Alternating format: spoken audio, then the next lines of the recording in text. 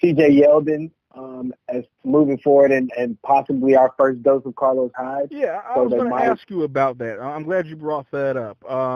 What do you think the split will look like? Do you think? I mean, look, a couple of years ago, a year ago, as a matter of fact, I was talking with a friend of mine.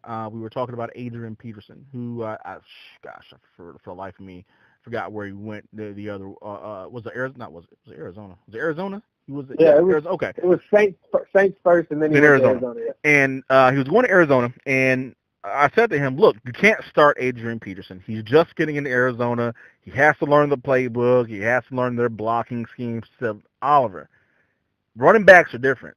You hand him the ball and tell him what hole to run through, and that's it. You learn a different terminology with a toss sweep or whatever for this group, but you can plug a running back in. And that first game, he went off for like 120-something yards or whatever. Do you think that can translate over to a guy like Hyde? Can he run right into that Leonard Fournette role right off the bat, and they could put Yeldon kind of back to that off-pace running back role where they like him to be? Or do you still see this as Yeldon's backfield until Leonard gets back? For me, it would be a prove it thing. I don't think Carlos Hyde can't do it. Okay. I don't think he will do it this first game back, and I don't think it really mattered who they would have played. It's not, because it's the Eagles. I just think first game, because when he got traded, he didn't even get a week or anything to practice with him. He got traded, they had a game. So this was his first, even look into the playbook. But like your buddy said, I never looked at it that way. For running backs, it's easier. However, comparing Carlos Hyde to Adrian Peterson, even at this level, at this age, it's quite a jump. So, yeah, I think Hyde, I won't say he can't get there to fill that role, but I don't think it will be this game. If I had to choose one of them to start for this game, I would still go with Yeldon. I mean, what do you see as Hyde's outlook going forward? I mean, assuming that, because we haven't gotten any news that Leonard Fournette is really out for the year or anything, I still think the expectation, maybe like Le'Veon Bell, maybe not coming to fruition ever, but it's for Leonard Fournette to come back here within the next week or 2 weeks. Hyde, don't get me wrong, not the most efficient back, not the best back out there, but he's not a backup running back. He is at least a split starter kind of a running back. What happens here? Does it kill everybody's value there in Jacksonville once Leonard Fournette's come back? I mean, can you not start Leonard Fournette when he comes back, or what do you think? I'm under the impression for them making this move, I'm under the impression that Fournette is possibly done for the season.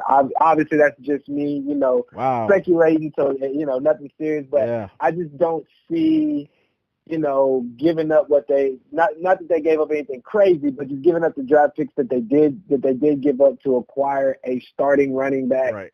That is kind of, like you just said, he doesn't really bring anything to the table that Fournette doesn't bring. Right. So acquiring the same kind of back makes me, it just makes me wonder, is Fournette, is his injury bigger than what you guys are leading on to say?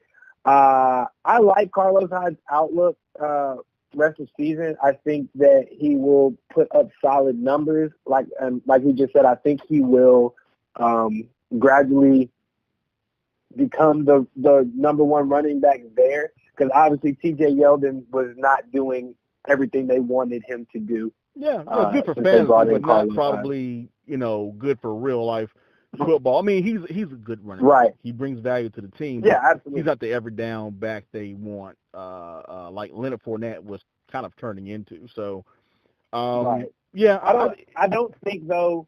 I don't think, real quick, I personally, I don't think we will see, as long as it's Carlos Hyde and Yeldon, I do not think we will see a guaranteed bell cow, whether it's Hyde or Yeldon. I think they will continue to split as the season goes on.